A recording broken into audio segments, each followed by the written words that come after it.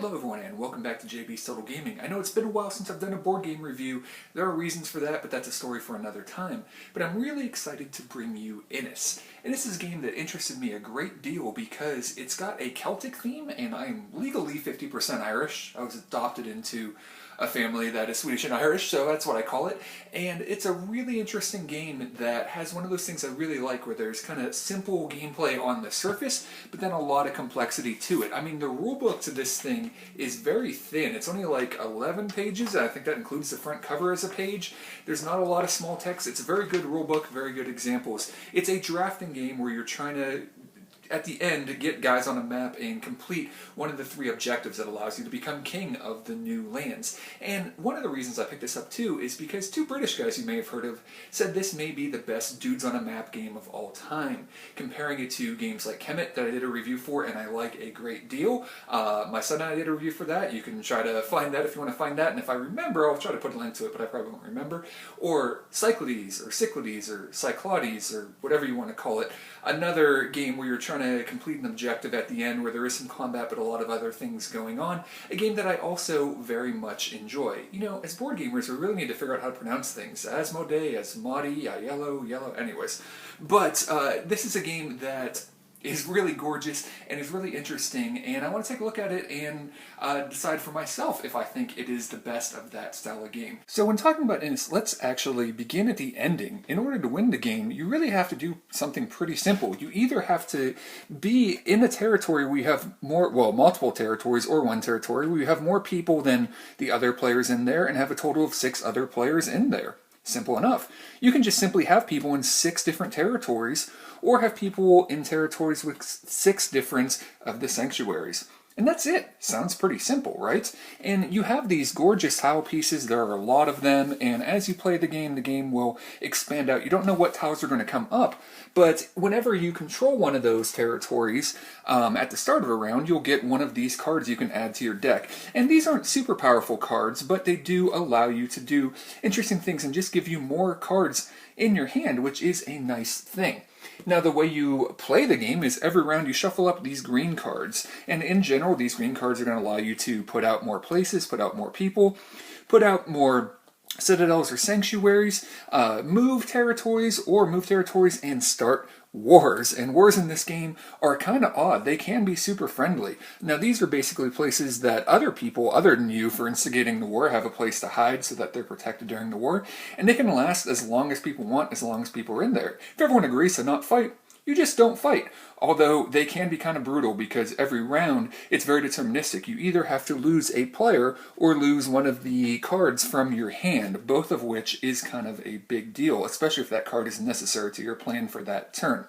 And well, there are these red cards as well. And we'll talk about these a little bit later, but there are ways in order to get them. And I don't really want to show off what they do, but they have beautiful artwork, and they have very kind of hyper-specific things that you may get in a situation be like, oh, this is great for where I'm at right now and it helps me do something really cool, or you might have to really work to get there and it may not be worth the effort to get there. Now, there are ways you can lower the number of things you need in order to become king with these tokens, and one of the neat things about the game is if you are in a point where you can actually win the game, if the state stays where it is by the end of the round, you take one of the pretender crowns as your turn.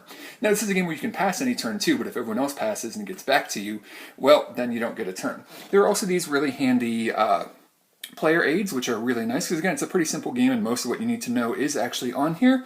Tokens that, show who's basically the leader that round, the first player, based on who controls where the capital is. A festival token that basically prevents combat in a place, and this that you flip so that rounds potentially change the order in which you go around the table.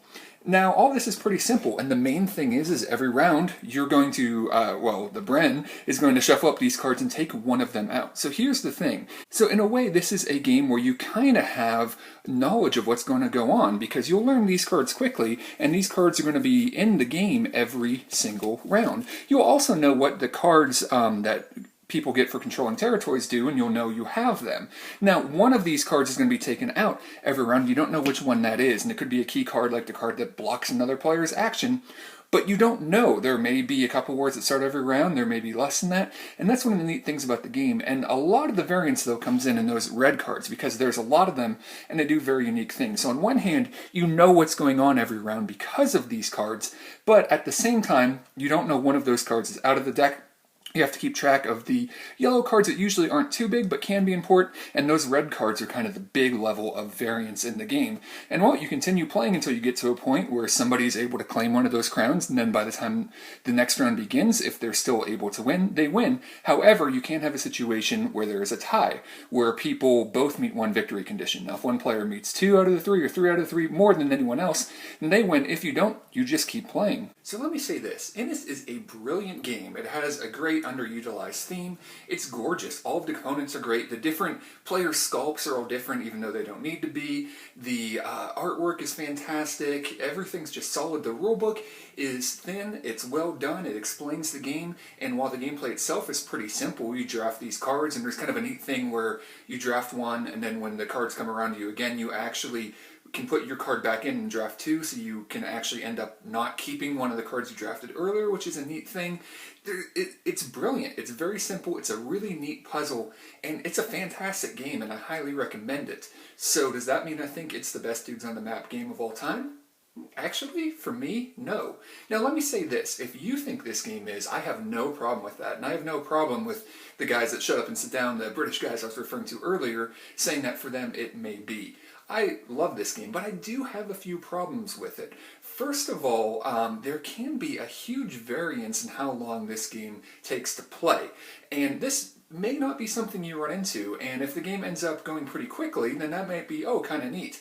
But particularly the first time I played this game, we actually weren't able to finish it. I don't remember exactly how long it went on, but people had to leave and go home. We weren't expecting that based on the 60-minute estimated time play. I'm pretty sure it went over 2 hours. Now, it was a teaching game, so there was all of that. It was my first time playing it. We were looking up some things. But you can run into a situation in this game where, especially with 4 players, I think, you have this issue of, okay, maybe I can't win, but I can prevent you from winning. Because the whole time you're able to see those numbers, you're able to count, okay, you're in 5 places, so if you get to a 6th place, then you can win. And having to take that pretender token as one of your actions, basically say, hey guys, I can win, try to stop me, it's brilliant, I love it. And there's a lot of brilliant gameplay mechanisms in that. I really like that. I really like, taking that one card out, mostly knowing what's in the deck, except for, the red cards and things like that. So there's a lot of information available to you, and you can kind of math it out. But at the same time, you can have a situation where it's not even necessarily pile on the leader, it's just prevent everyone else from winning to try to stall it long enough to maybe where I can get to a position where I can win. And eventually, the way the game is designed, there will be so many places out there that you can hit like a critical mass where somebody is going to win. The game isn't going to go on forever, but there can be a huge variance in time. There also can be a lot of variance with the red cards. Now here's the deal. You can get a red card, and it can be a card that I'm nowhere near able to use this, and I would have to change my strategy and do a lot of things to even be able to use this, and the effect I would get from it wouldn't be beneficial enough for me to change my strategy, so it's kind of useless. And you do keep those cards from round to round, whereas the yellow cards you continue to keep as long as you control that territory at the start of a round, so you could lose those potentially. But those aren't any cards you always keep, which is kind of a neat thing, and I like them. They can also be super powerful, and you can just be in a position where I'm like, oh great, I can use this round, it can be really powerful, it can swing the game. So here's what's kind of odd about that. This is a game where you have most of the information. You know what green cards are going to be out there every round, you know what yellow cards are out there and who has them. The red cards can be a huge swing, and if you're really into kind of figuring things out and what's the best plan, you can just get wrecked because, 1 or 2 people got just the right red cards to stop you. And that may be something you consider a positive or a negative, and that's something I want to point out though, because this is a game that I would say is appealing to people who don't like a high level of variance, games like Dungeon Twister or things like that, but at the same time these can bring a high level of variance, so that is either something you're going to say, oh great, I like that there's that random element to it that's going to bring surprises, or you might say, well, I just got wrecked and had no way of knowing that's going to happen. And that's one of those things that you have to decide for yourself as a gamer whether that's something for you. And lastly, this is a game that involves a lot of people looking at the board and thinking. So here's the deal. I'm fine with that. I mean, Terra Mystica is one of my favorite games of all time. I love Brass. I like a lot of these games. However, for me, this game didn't work as well personally as some other dudes on the map game. Even though I'm okay with those games, bear in mind that your group is going to be probably spending a lot of time, interacting, but also just trying to figure out what to do. And if that's something that bothers you, then bear that in mind. But if you're okay with that and can enjoy something like that, then, that's great. And this is definitely a game I really enjoy. But it is something to bear in mind. So comparing it to some other games out there, Kemet is a game, like I said, I reviewed that maybe is a little bit more combat focused. It's still very deterministic with the cards, but I really like the technology tree and building that up and getting the creatures and things like that. And again, I think you can have some issues with king making and things like that any of these games are going to have. But it's a game that I really liked, and I really like this one. Cyclades, Cyclades, whatever it's called, is another game I really enjoy, where that is a bidding-based game. And if you really enjoy that, you may like that. Now, some people really don't like how sometimes it can come down to who has the most coins at the end of the game when multiple players are maybe one action away from winning. But then again, hoarding up those coins is kind of an important thing to bear in mind.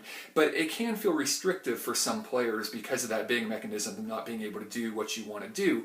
But some people, again, really like it for that. Again, it's going to depend on your preference. And I have heard the game is better with some of the expansions, and I haven't had the experience of playing that. But for me, my favorite Dudes on a Map game is one that I haven't actually mentioned. For me, it's actually Blood Rage. Now, Blood Rage is a game that the guys at Shut Up and Sit Down really didn't enjoy all that much, but I really did. But if you're into a game that's going to get kind of more raucous and more kind of, I don't know how to word it, but more conversations going, more taunting, more whatever, a game that just has a different feel, and you're more into that kind of wildness to the game with big swings and things like that. And obviously you can just look at it in the title. Obviously it has a very different tone than Innis, which is almost like a puzzle game in a way with some variants. Blood Rage is a game where you also draft, you have guys on a map. Again, it's a little bit more combat focused. It actually has my favorite combat mechanism of all these games, though. Like Kemet, you do have these cards that you add to deterministic combat, but you have to take the time to draft those cards when the cards are coming around,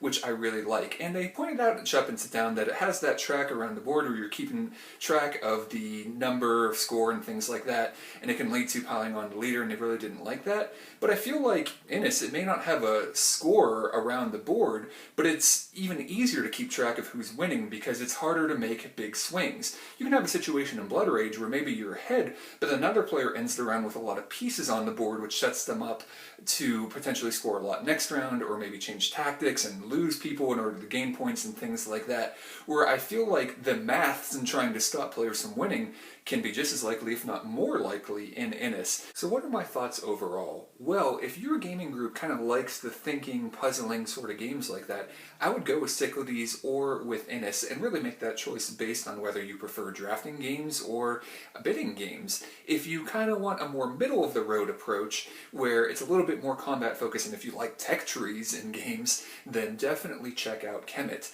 And if you want something that is definitely more combat focused and a little bit more metal, then check out Blood Rage. It is a little bit more of a raucous time, but I still think, for me personally, there's some cool complexities within that game. And at the end of the day, all of these games are great Dudes on a Map game. They're way better than when I grew up playing Risk. And while there are some okay versions of Risk out there, all of these are still better than that. It's a great time to be a board gamer. It's a great time to be a gamer in general, as, I also have some interesting indie video games on my channel, including digital card games and things like that you might like if you're a board gamer and want to check out.